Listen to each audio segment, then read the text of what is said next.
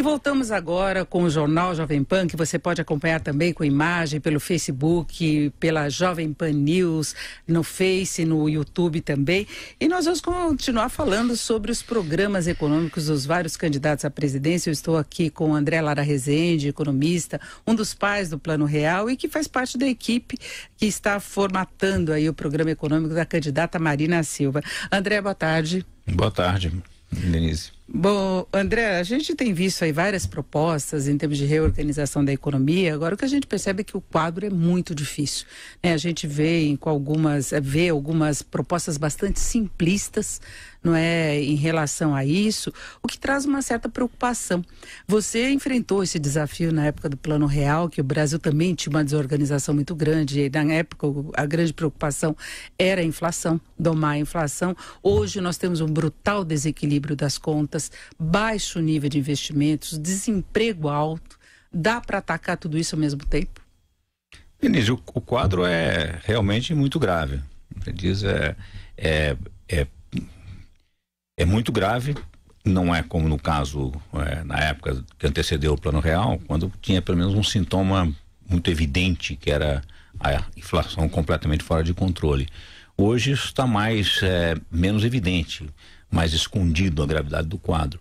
Mas o diagnóstico está claríssimo. Nós temos um desequilíbrio fiscal, cujo componente principal vem da Previdência, mas não é o único, que é muito sério e que precisa ser atacado de forma séria e imediatamente, porque a questão do tempo é muito importante.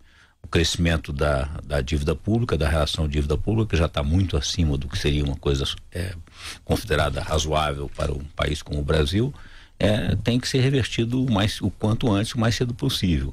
Para isso, evidentemente, como eu disse recentemente num artigo que escrevi, um momento de, como ninguém se elege prometendo só sangue, suor e lágrimas, há uma certa tendência a subestimar ou minimizar a gravidade do quadro e a vir com soluções irrealistas, completamente fora de propósito. O fato é que não é simples, vai ter que ser feito, mas se sabe, há um certo consenso hoje do que deve ser feito. E qual seria o caminho inicial, a estratégia inicial para se reorganizar a economia? Primeiro, deixa eu dizer o seguinte: o quadro é grave, mas uma vez se for revertido, se criar uma percepção de que há um comprometimento sério, com uma estratégia crível de reversão desse desequilíbrio fiscal, eu acho que a economia está toda pronta para voltar a crescer muito rapidamente. Então é uma combinação de que pode ser, estamos à beira do precipício, mas podemos sair muito rapidamente e voltar para uma situação favorável muito rapidamente. Depende muito de como isso for enfrentado pelo próximo governo. E acho que há um consenso hoje que a reforma principal a ser feita, são várias outras coisas a serem feitas, mas a principal é da Previdência. Então você teria de início apresentar uma proposta viável de reforma da Previdência, que estabelecesse aí uma credibilidade, um ambiente de maior confiança em relação às perspectivas de finanças públicas, principalmente, para a partir daí reorganizar outros aspectos da economia. Exatamente. Acho que a questão fiscal não está restrita ao desequilíbrio da Previdência, mas o desequilíbrio da Previdência é o principal foco de desequilíbrio. Então, e é o mais grave, o mais sério e o que cuja perspectiva sem mudanças é o que mais vai agravar esse desequilíbrio nos próximos anos. Agora, André, a gente tem algumas particularidades aí em relação à avaliação da candidata Marina Silva, porque ela é conhecida como uma candidata de esquerda, ela foi do Partido dos Trabalhadores, e a gente vê um posicionamento meio que geral da esquerda de acreditar muito na possibilidade de você estimular a atividade econômica, você fazer com que a economia retome o crescimento, com aquele compromisso de gerar emprego com muita rapidez, e a partir desse crescimento se ter receita e tributação. Inclusive se fala muito de tributação dos mais ricos, de rentabilidade de mercado financeiro, e isso poderia dar o suporte para esse ajuste fiscal. Então, eu não estou dizendo que Marina faria isso, mas as pessoas confundem um pouco a posição dela, pelo histórico dela de esquerda, com a necessidade de se ter um programa de maior austeridade agora, com esse foco no ajuste fiscal. Então, onde estaria o ponto de equilíbrio em relação à própria postura de Marina Silva? Denise, a Marina, claramente, a história da Marina é uma história extraordinária e a trajetória política dela pode se dividir em a trajetória de esquerda, mas o compromisso da Marina é principalmente com uma questão de uma maior equidade social no país, né? Esse é que é o objetivo. Se isso necessariamente se faz isso, ela de esquerda hoje ou de direita, essas definições perderam um pouco, os contornos não estão mais tão nítidos como foram no passado. E claramente uma das qualidades que eu vejo na Marina é ela ter compreendido corretamente que para se poder fazer uma política social em busca de um país menos heterogêneo, menos desigual, e melhorar a educação, saúde e para todos, você precisa ter uma economia que funcione bem. E a economia que funcione bem não se permite, não tem muito como escapar da ideia de economia hoje é uma economia de mercado, procurando ser um mercado competitivo, que é muito longe da ideia de você, como eu digo sempre, não necessariamente é um liberalismo de laissez-faire, onde sem participação do Estado para regular a economia no sentido de criar uma economia competitiva é fundamental. Mas sem isso é o que já está demonstrado nos últimos 60, 70 anos, desde o final da Segunda Guerra, que é a economia organizada de forma como a economia de mercado que cria riqueza e que permite, portanto, enfrentar esses desafios da desigualdade social. Eu acho que a Marina entendeu isso muito claramente. Como você disse, a ideia de que você possa enfrentar um desequilíbrio fiscal na base do crescimento é simplesmente um voluntarismo. É feito, olha, como é que você vai fazer crescer se você está com um desequilíbrio fiscal dessa gravidade, que ameaça seriamente a sustentabilidade das contas públicas e que cria uma desconfiança total no empresariado para investir. E portanto, sem investimento, sem o governo poder investir em infraestrutura, nas áreas que requerem segurança pública, que hoje é uma coisa fundamental, no país está seriamente com problema de segurança. Se você não restabelecer as condições para o investimento do Estado e a confiança para o investimento do setor privado, não tem como recuperar o crescimento. Isso é simplesmente uma fantasia. Agora, e qual seria a estratégia de crescimento, os pontos básicos do programa de Marina Silva em relação à retomada do crescimento, deixando de lado essa questão do ajuste fiscal? Estratégia em relação à política industrial, retomada de investimentos, o tamanho do Estado, a participação do Estado na economia. De novo, a ideia a recuperação hoje o Brasil vem de um período de 3 anos de uma recessão gravíssima, a mais séria que nós já tivemos. Há espaço para uma recuperação do crescimento, simplesmente com um mínimo de recuperação de confiança, a economia poderia se recuperar muito rapidamente, como ameaçou se recuperar no início deste ano. Foi depois a greve dos caminhoneiros, etc., que criou essa frustração das expectativas de economia esse ano cresceria. Agora, essa é uma recuperação com base na capacidade ociosa, porque a economia tinha já investimento, estava com capacidade ociosa. Isso seria uma recuperação de curto prazo. Para você garantir um crescimento de longo prazo, você precisa criar as bases para isso, e isso depende principalmente, de novo, de investimentos privados e investimentos públicos nas áreas onde o governo deve investir. Hoje, segurança é muito importante e, como sempre, educação, a questão não é mais dinheiro, o Brasil já gasta em educação nos níveis bastante altos, parecidos com o da OECD. A questão é gastar bem, como fazer isso bem feito e sobretudo em infraestrutura, onde a infraestrutura do país está sem investir há muitos anos, e a infraestrutura tem um efeito de deterioração que vai ficando deteriorado, envelhecido, e isso não permite o bom funcionamento da economia. Os investimentos em infraestrutura podem ser feitos diretamente pelo Estado ou podem ser coordenados com a iniciativa privada para ser feito através de parcerias, etc. Mas tem que ser feito.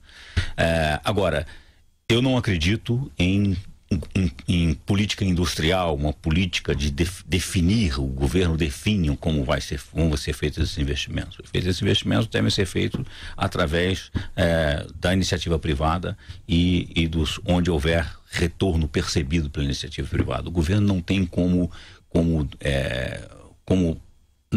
está menos qualificado para avaliar as áreas onde investir do que o setor privado. Agora, e essas políticas de estímulo a determinados setores, que é uma constante aqui no Brasil, o atual governo até tentou cortar alguns incentivos tributários, que são pontos, inclusive, que ele abre mão de receita sem que se tenha o retorno aí comprovado do ponto de vista de geração de emprego, ampliação mesmo de investimento, maior competitividade. Mas essa é uma tradição. A gente tem uma pressão muito grande por parte dos empresários para se tentar garantir esses nichos aí de estímulo.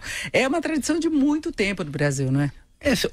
Isso é parte do problema, Denise. Quer dizer, claramente o Estado brasileiro, como eu tenho dito, foi capturado por dois tipos de forças. Uma força que é o que, na expressão do Raimundo Fauro, do patrimonialismo, das ideias de pessoas que ocupam o Estado e pensam que usam o Estado para o seu próprio benefício, né? E forças de interesses específicos corporativos que pressionam o Estado para capturar rendas, usar o Estado para capturar rendas. Essas duas forças são justamente as forças que chegaram a um ponto, como eu disse, que são um cupim que corrói por dentro o Estado e que inviabilizou, chegou o Estado, eles foram crescendo e o Estado foi resolvendo essa questão, aumentando a carga tributária. A carga tributária hoje chegou no Brasil a um nível, 34% do PIB, que é alto, mesmo para países desenvolvidos. E aumentar a carga tributária hoje não é uma questão, é disfuncional. A probabilidade de você aumentar a carga tributária em vez de você inviabilizar o crescimento é muito grande. Então nós estamos numa cilada muito difícil, porque você tem o Estado asfixiado por esses interesses, captura de rendas, interesses específicos corporativos e captura de renda que funcionam muitas vezes disfarçado como são de incentivos. Essa renúncia fiscal, as estimativas de renúncia fiscal hoje no Brasil são muito altas, quer dizer, dá algo em torno de 4% a 6% do PIB, que o Estado faz renúncia fiscal específica favorecendo certos setores. Isso é algo que tem que ser revisto, tem que ser repensado. Como você disse, todas essas políticas, que em princípio são de estímulos, não há nenhuma avaliação se eles deram resultado ou não. Mas o que se sabe é que isso é uma grave distorção e que agrava o problema do desequilíbrio fiscal. Eu acho que um dos pontos que chama muita atenção, por exemplo, é a questão da desoneração da folha de salários, que a gente sabe que contratar no Brasil é caro demais. Nós tivemos a reforma trabalhista alterando algumas fórmulas aí, abrindo espaço para novos tipos de contratação, mas custa caro. Você contratar e demitir aqui no Brasil tem uma incidência. Agora nós tivemos a desoneração da folha e não se viu um estímulo de fato à geração de emprego, e aí agora, quando se fala em cortar, vem toda a cobrança dizendo que aí vai aumentar o desemprego no momento que o desemprego já está muito alto. Então, a gente sempre tem essa impressão de que o estímulo não dá mesmo resultado, nem mesmo quando se trata do emprego. No caso da desoneração, você tem toda a razão, quer dizer, os impostos e encargos que incidem sobre a folha no Brasil são muito altos. Quer dizer, por isso é que uma revisão de toda a estrutura fiscal no Brasil se impõe. Quer dizer, claramente a estrutura tributária no Brasil está muito equivocada, toda distorcida, muito baseada em impostos diretos e incidente muito sobre a folha de salários. Não tem dúvida nenhuma. Agora, o que foi feito com a desoneração foi feito no momento que, pelo contrário, o Brasil estava com um desemprego recorde muito baixo naquela hora. Quer dizer, foi feito no pior momento. A verdade é que ela foi feita e agora se tenta cortar no momento pior em termos de emprego. Sem dúvida. Ao contrário. Sem dúvida. Agora, hoje não temos saída. É preciso cortar. É preciso rever a desoneração, essa desoneração de todos, em todos os campos. Quer dizer, na verdade, o Brasil precisaria de uma reformulação tributária total, né? Porque a gente tem a forma como a gente tem os impostos indiretos, a forma regressiva com isso aplicada, a população mais pobre proporcionalmente pagando mais de impostos indiretos, porque representa mais o salário. Tem muita coisa errada, mesmo em condição de contratação, de estímulo a investimentos, exportações e tudo mais, né? Sem sombra de dúvida. Mas, e além da estrutura tributária brasileira ser muito excessivamente baseada em impostos indiretos, ela é baseada em impostos diretos de uma forma confusa, caótica, com uma proposta há anos que nós deveríamos ter caminhado para um imposto baseado no valor agregado. Um imposto simples, olhar no valor agregado, cobrado, como se diz no final, no consumo, né? E simples, hoje, grande parte desses impostos, como o PIS e o COFINS, são tão complicados, então que ninguém sabe, geram tanto questionamentos e que as próprias empresas tem que ter uma estrutura jurídica para entender como fazer, se deve, não deve, como ser. Toda essa estrutura está mal desenhada e tem que ser revista. Há um certo consenso hoje sobre isso já, né? O que melhorou muito no Brasil de hoje em relação à época da hiperinflação pré-real é que hoje os dados existem e nós temos conversado, inclusive com o Ministério da Fazenda, com o Banco Central, com todos os órgãos públicos, tem conversado com todos os economistas que assessoram os candidatos, e está muito claro que hoje no governo, no setor público brasileiro, tem gente muito competente e fizeram um trabalho muito bem feito de estrutura. Portanto, o diagnóstico está muito claro e os dados existem. O que fazer já se sabe. Agora a questão é uma decisão, a competência e a liderança política para fazer isso. Exatamente, independentemente da condição política do governo Temer, a gente teve uma proposta que poderia ter produzido muito mais resultado em termos de reestruturação da economia, porque a equipe sabia se o diagnóstico foi feito. Reforma da Previdência, limitar gastos, avançar mais com privatizações, com concessões, a fórmula estava correta, o problema pegou na política mesmo, né? Infelizmente.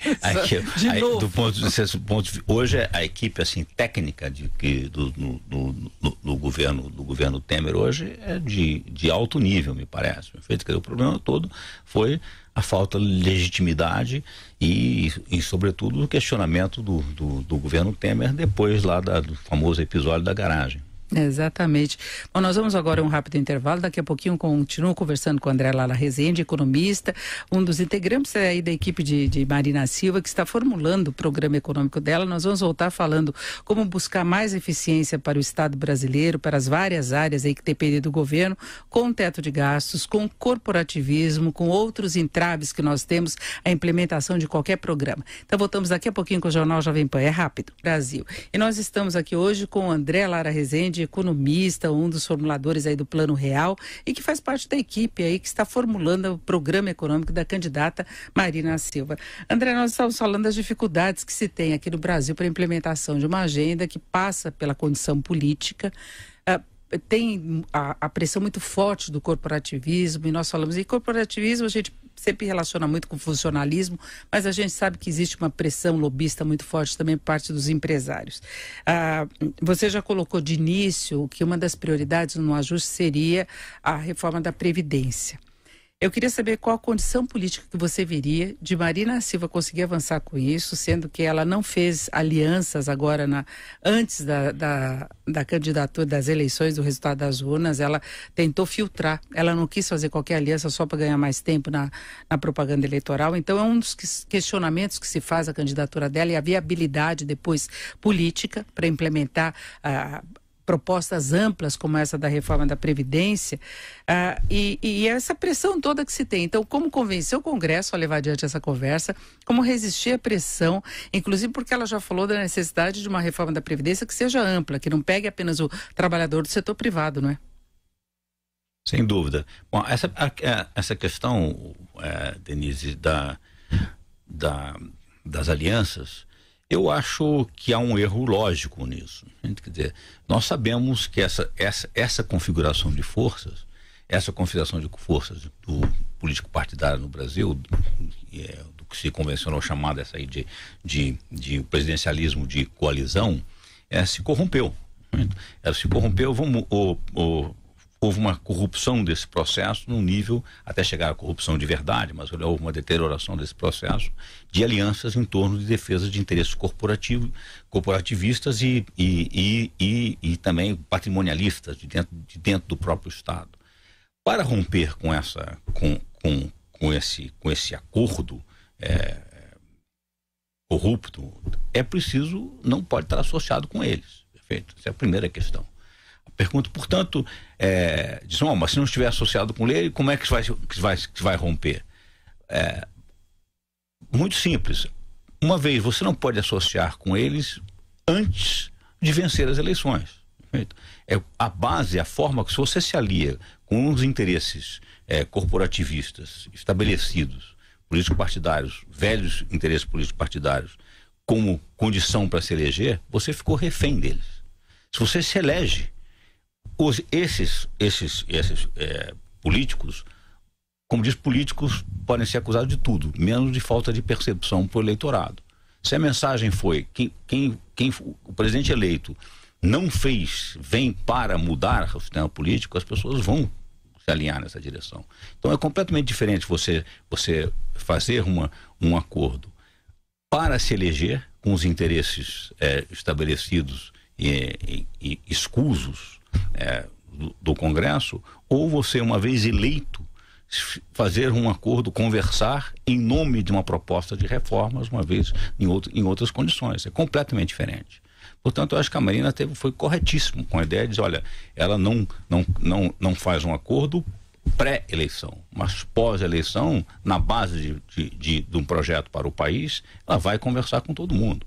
Claramente, inclusive, eu acho que a Marina, uma das vantagens da Marina é que ela é uma pessoa não rancorosa, que tem dito isso sistematicamente, que conversaria com todos e todos, em todas as áreas, em todos os partidos, tem gente competente e gente bem intencionada.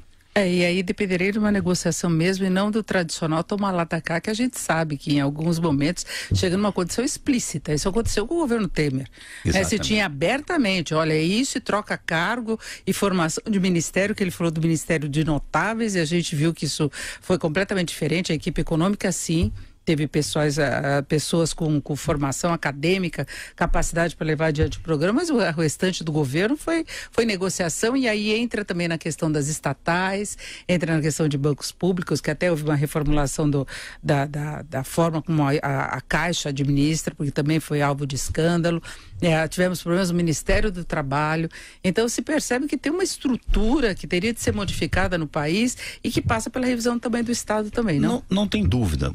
Não tem dúvida nenhuma disso. Quer dizer, eu até agora sempre fez esse presidencialismo de colisão, fez uma espécie que eu chamei de um acordo eleitoral tecnocrático, que é uma ideia de, olha, nós fazemos esse toma lá da cá, leiloamos, distribuímos as áreas consideradas não essenciais para tocar o Estado, e as áreas essenciais para tocar o Estado, o Ministério da Economia, o Banco Central, outras áreas críticas, são tocadas de forma por técnicos competentes.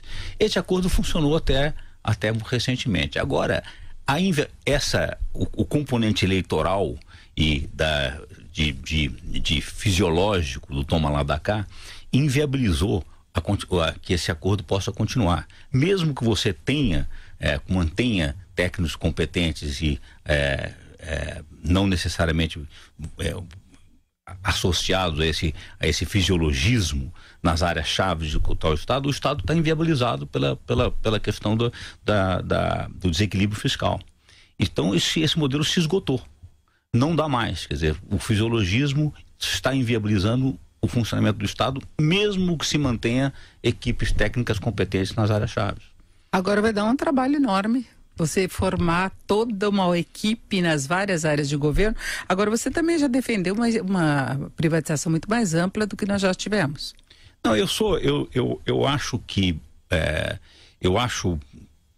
hoje não faz sentido nenhum o Estado brasileiro ser empresário, porque o Estado não deveria ter empresas estatais, né? Se isso já fez sentido no passado, pode até ter feito, é outra questão. Mas hoje não faz sentido. Na minha visão, nós deveríamos privatizar todas as empresas. A Marina já disse que não vai privatizar o Petrobras, o Banco do Brasil, a Caixa Econômica, e embora aceite inclusive a privatização do refino, do petróleo, etc.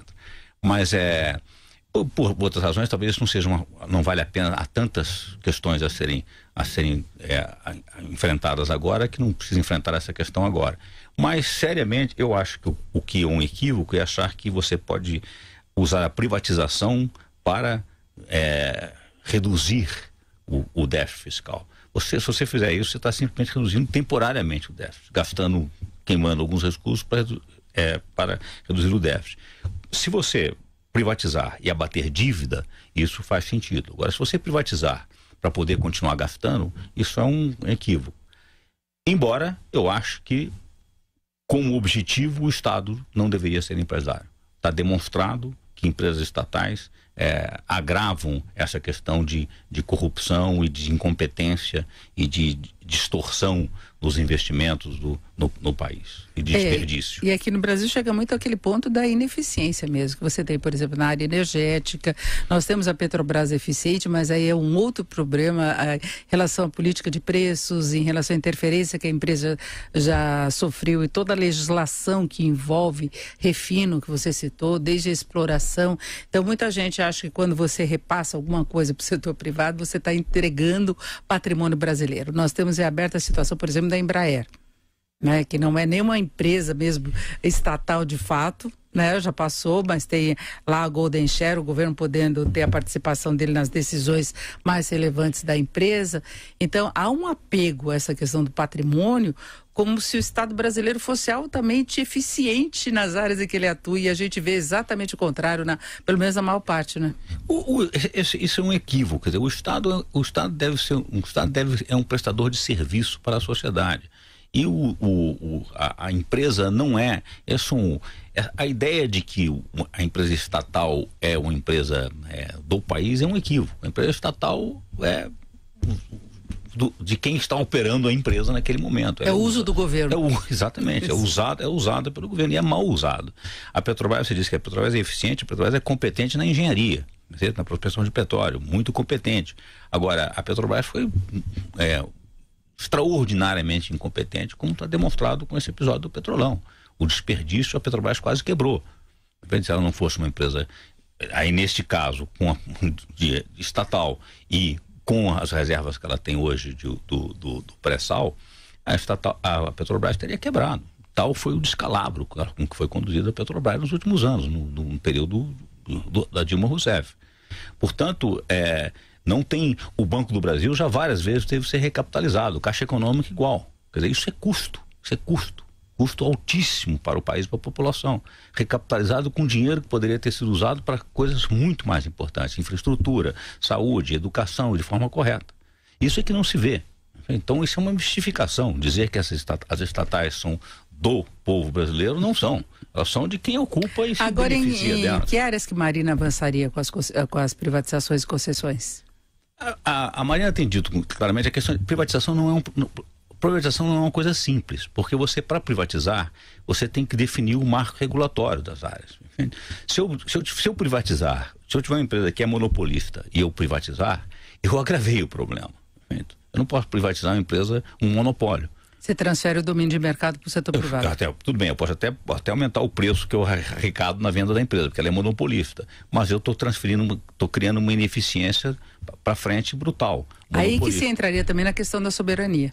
Exatamente. Do país. Exatamente. Então, portanto, a questão de privatizar tem que ser bem estudada, tem que ser com calma. Privatização é um programa de longo prazo, não é um programa emergencial de reduzir déficit de curto prazo.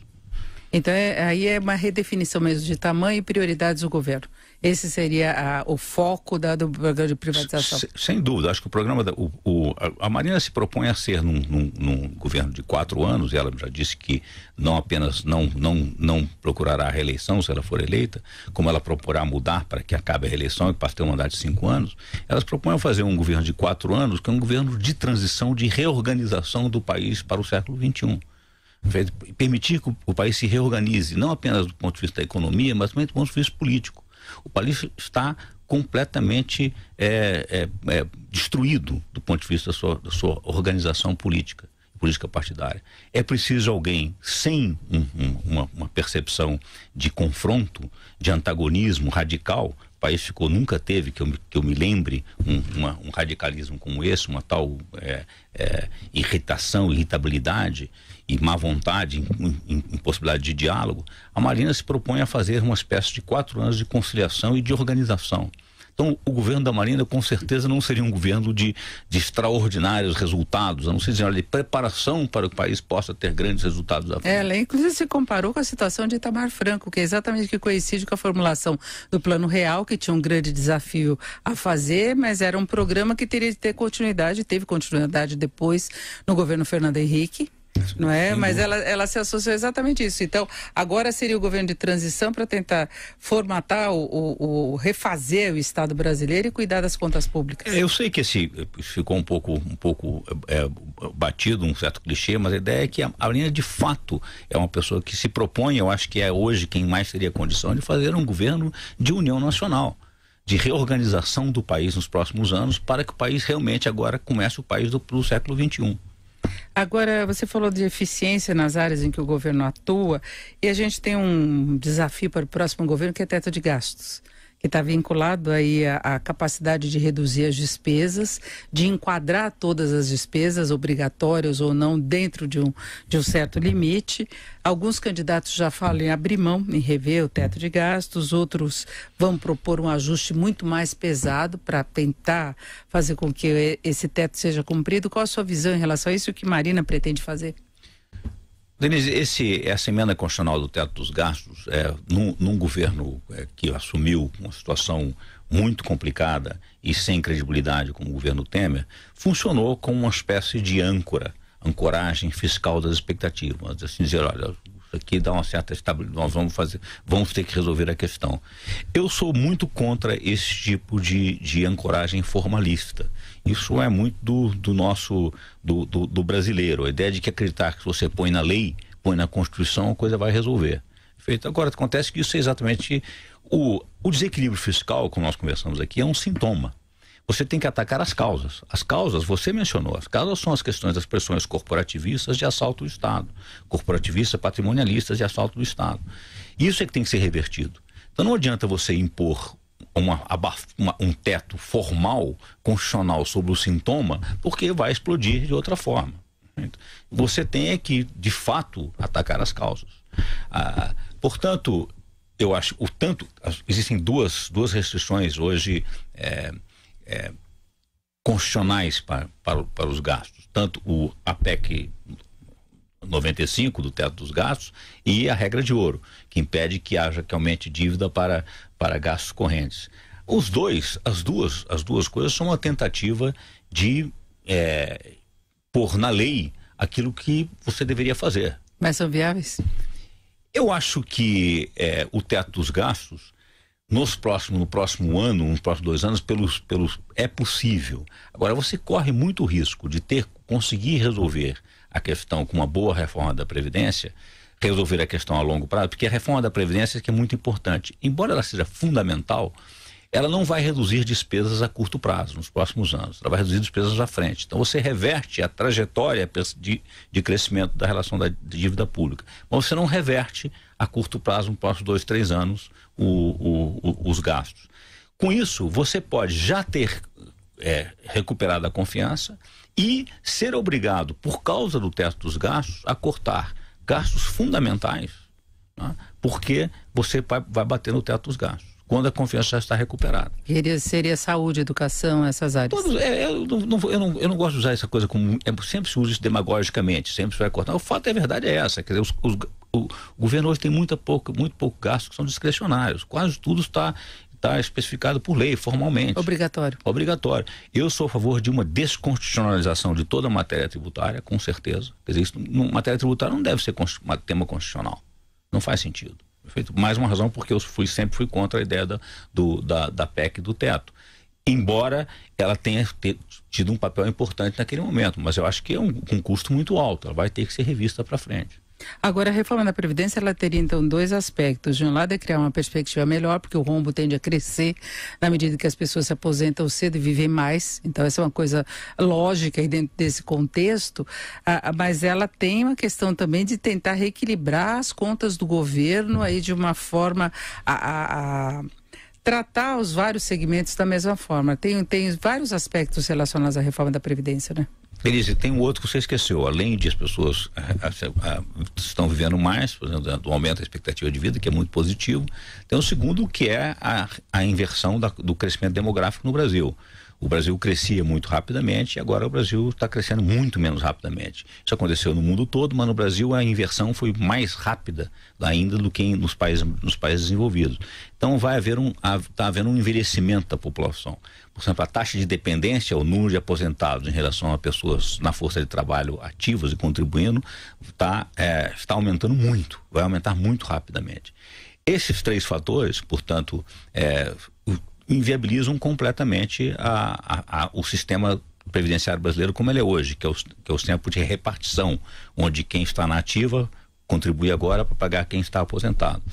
Isso já estava claro, Denise, nos anos 90, quando eu, no final de 97, 98, do governo Fernando Henrique Cardoso, coordenei um grupo de estudos para a reforma da Previdência.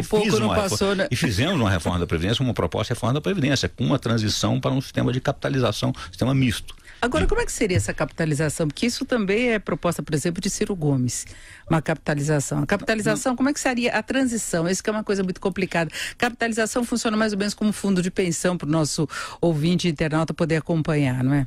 Vamos dizer, o sistema de repartição é um sistema onde quem está na ativa hoje contribui, a contribuição vai e paga quem está aposentado. Esse sistema é superavitário, muito bem sucedido, quando ele está no início, a população é jovem e está crescendo. Então ele funciona bem. Quando a taxa de crescimento da população se reduz, tem muito mais gente aposentada, a expectativa de vida aumenta e portanto a taxa de dependência aumenta, esse sistema tende a ficar muito deficitário.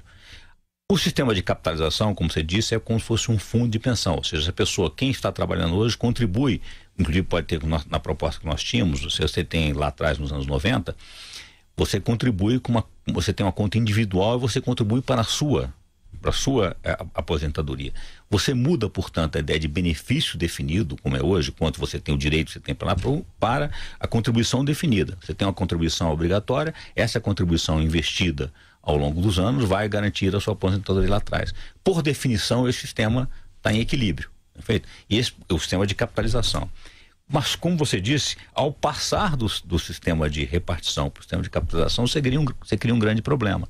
Que no momento em que quem está trabalhando hoje passa a contribuir para um fundo dele, para a sua aposentadoria no passado, ele deixa de poder contribuir para quem está aposentado hoje. Então, ele agrava o desequilíbrio do sistema atual. Esse é o problema da transição, né?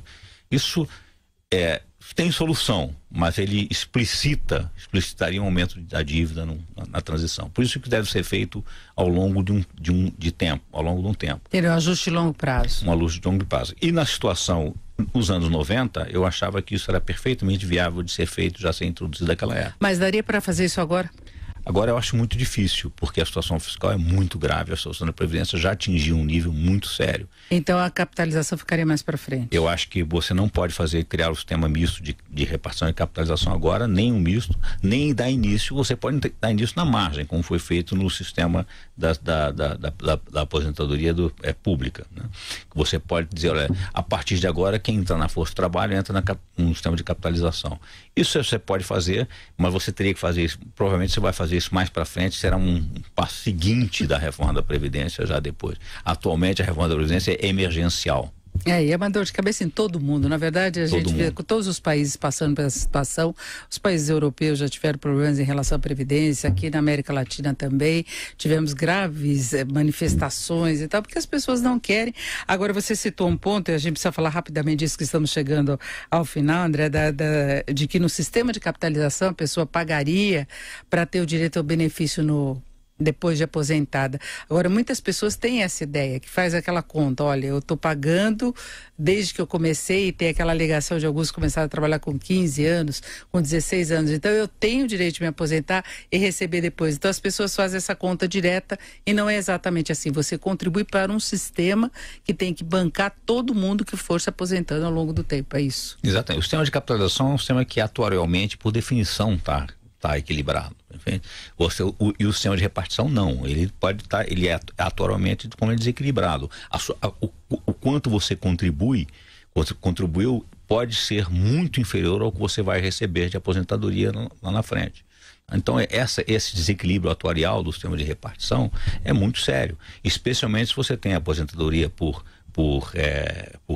tempo de trabalho, aí não por idade, e se você tem aposentadoria que é das excrescências do sistema brasileiro, em nenhum lugar você se aposenta com seu salário integral, com o seu último salário integral. Você aposenta com 70%, 60%, 70% do seu salário. Aqui você se aposenta, você contribui, aposenta por tempo de serviço, com o último salário, principalmente no setor público, no regime próprio. É o maior problema, né? E isso é absolutamente insustentável. André, chegamos ao final, queria uma palavra final sua também para o encerramento, aí pontos principais de Marina, rapidamente, que você acha que pode trazer mudança para a economia. Uma resumida, mas bem rápida, por favor.